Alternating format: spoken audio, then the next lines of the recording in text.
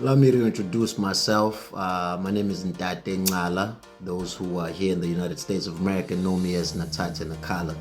But again, it's Ntate Ncala. What I do for a living is I've been currently with Fidelity Investments over the last 16 years. And currently I'm a program manager for diversity and inclusion and various other programs.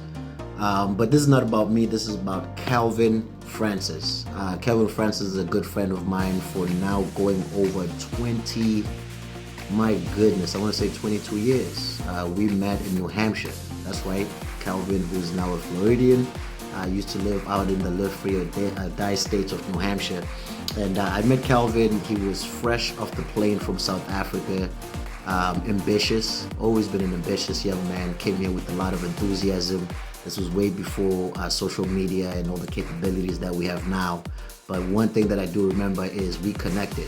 Calvin and I just simply bonded because I grew up with a lot of guys that reminded me of Calvin, and I think similar to my case as well. And when I think of our journey, our friendship, our brotherhood, the various times that my wife and I have taken trips over to Florida and spent some time with Calvin and his family, one thing that has been consistent is his striving for really just generational improvement, I would say.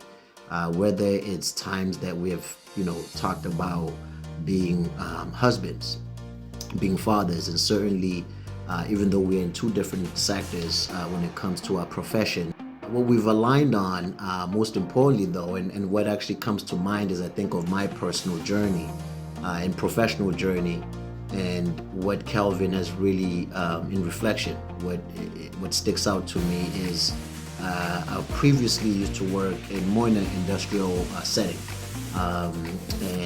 Calvin would talk to me often after he had stepped into corporate America, and he would always say, man, I think you've got such potential. He was at the time working for a company called, actually I won't even name that name, but it was a telecommunications company, and he saw a lot of success there. And what he did is he reached out. He reached out his hand, and he encouraged me with great enthusiasm to say, dude, I think you would be great in this space. So you can imagine, I'm in my early 20s, getting ready to start a family, and had a decent income, but certainly with limits to the potential. And one thing that really sticks out is that I took the advice. I'm not one to just take advice easily from people, especially when it impacts long-term things like your career. So yes, what I'm ultimately saying is that the influence Calvin had on me is he allowed me to stretch myself and step into the space of corporate America, which was the introduction to me eventually working at the company I've been at now for the last 16 years. So that's been meaningful for me. I think it changed a lot of trajectory in my life, where now how I define what I do for a living is I seek to bring out the best in people. So I'm excited seeing my brother continuously do great things. Shout out to Next Gen, shout out to the company that he's running, the multiple ways that he continues to just seek to be better. But most importantly too, I think upon that we've both had is our foundation in Christ for our families, for ourselves as men, as South Africans. That's a huge part of our culture is our faith and our love for family. So I think that's something that's important to both of us. Super proud of this brother, man.